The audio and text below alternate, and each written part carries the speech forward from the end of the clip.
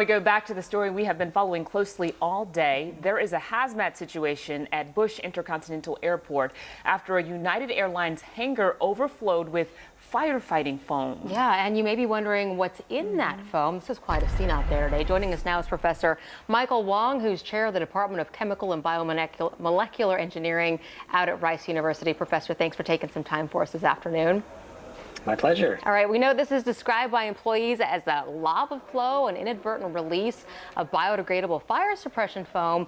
So enlighten us, if you would, as to what that contains. We know hazmat crews were on scene for quite some time with this cleanup situation.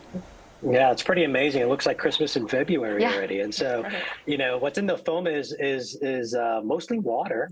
It contains compounds that make the foam, and then the foam comes out and then it puts out the fire. And that's generally what the foams contain, mostly water and some of those foam forming compounds. At least a dozen employees we know were reported stuck in the hangar due to the foam. First thing we wonder is, hey, is there any danger to those people being around the substance? We know it's biodegradable, but still you have concerns.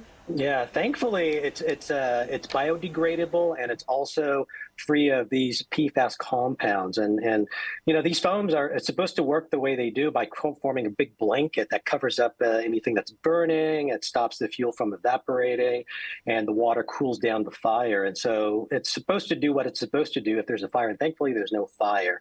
But what's nice to know is that it's biodegradable, and they say it has no PFAS in it, which is great to hear, and be good for them to just double check when they do water measurements afterwards.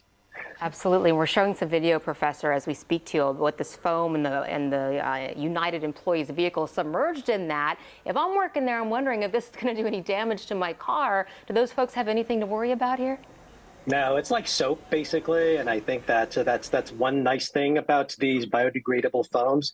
It's supposed to be safe to handle, but you don't want it to get it on you. It's a bit of a nuisance. But just the same, it's a chemical. You don't want to be eating it or inhaling it. But it's like soap bubbles. You don't want to be eating it, but it's supposed to be good for you and good for putting out flames. We're going to drive out of there with clean cars. Yay. Basically. Okay, so I wonder personally, like, is it all of the airlines have that much foam on hand in case of an emergency? It's good to know if that's the case. Yeah, basically they're in these tanks. Basically, it's mostly water, and if it does come out, it comes out in large volumes, and so you want that big foam blanket that'll just snuff out anything. And so it's good to know that it's there, and thankfully it sounds like there was no fire accident that made that come out. So, but so far so good, safe and PFAS free. All right, Rice University Professor Michael Wong, thank you so much for joining us and sharing your insight. My pleasure. Thank you so much.